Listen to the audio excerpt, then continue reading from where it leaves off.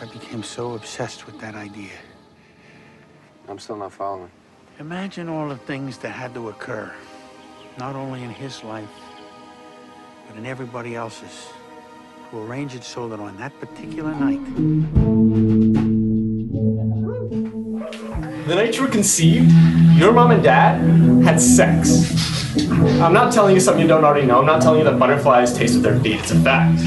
But, like during World War II and days apart, 2 German bombs were dropped at the British Museum. The second bomb passed through the hole made by the first bomb, but neither bomb exploded. Just like that magical night with your mom and dad, it's weird and freakish, but it happened. We don't like to think of our parents having sex.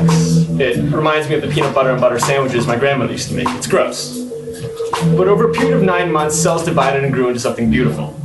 For all intents and purposes, you were alone in the womb.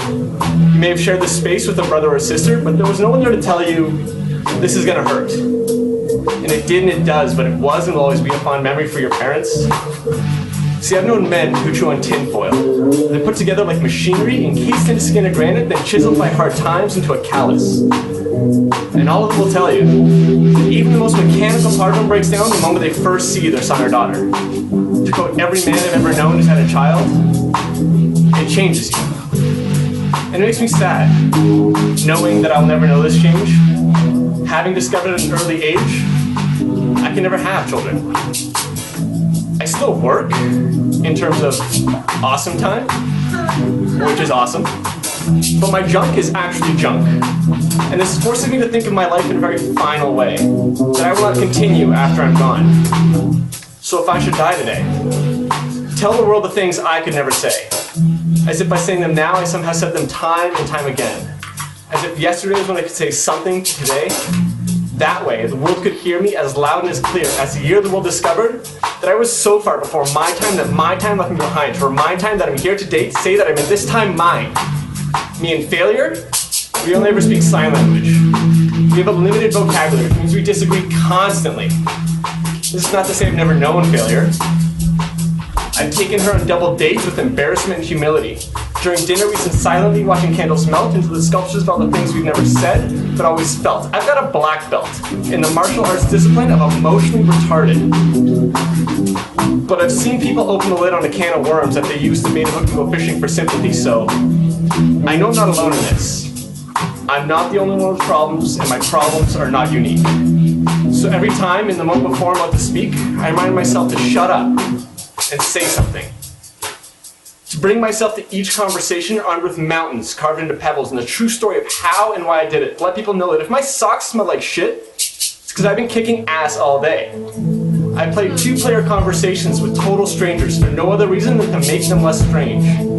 We exchange stories like trading cards. We're fine with the fact we've always been rookie and we've never gone pro. And I'm fine with the fact that I still don't know what I want to be when I grow up, but today, I want to be amazing.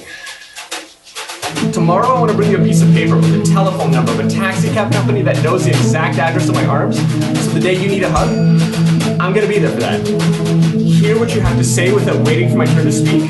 Let you fall asleep for no other reason than to remind you it's good to be tired. It only means you're practicing for another dream. We've got to practice.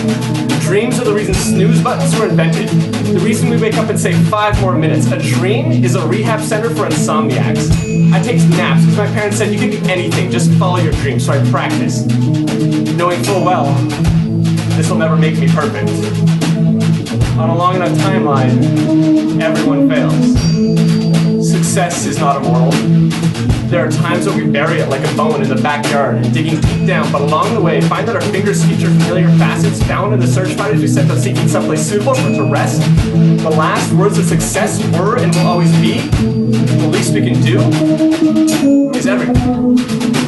So do it all. As if life's too short and you're too tall, fall in love as many times as it takes. When the rest of the world wakes up, you can say, I got it right this time. Today, I'm living proof that one guy who's never been into heavy lifting can still raise the roof. I have loved this life. I smile because there are tiny dreams that play hopscotch at the corners of my mouth. And every time I breathe, they float. And every time I laugh, they fly kites. I've spent late nights in hospitals watching EKG monitors, realizing my heart has a skyline. And I've seen too many people who assign window washers to their eyes so they can watch their lives clearly pass them by. which is why I try to mark even the most mundane memories into monuments that mark my time as something more than simple moments, like November 21st, 1999. Walked into a coffee shop, asked a girl out. She said, "I'm busy till the next lunar eclipse." So I left, laughing, knowing that only moments before I had just read an article stating that the next lunar eclipse was on January 21st of 2000, 2 months away to the day. Coincidence? Nah. It's spooky. But we did end up going out and having a great time up until I told her that story and she said, "That's crazy. That's the kind of story you tell your kids." There was no one there to tell me, this is gonna hurt. And it did and it does, but it will always be a memory that reminds me I can never have kids. So from time to time, I have to be one. Come to this world armed with curiosity and amazement.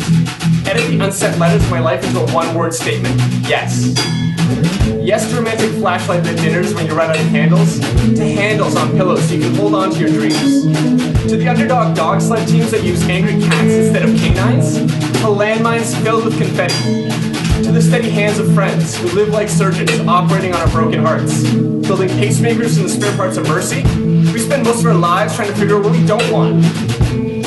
We haunt ourselves with regret because we almost always bet the odds. We waste time wondering, what if we're wrong? What if you fail? What if we lose? What then? Well, then you're a loser. But you're not alone. There's an entire legion of us who've been shot down. On a long enough timeline, everyone fails. There's an entire universe made up of the unsent secret crush emails, a hollow sky filled with the lost details of what it feels like, because we go about our lives never having tried, feeling justified in our what if excuses.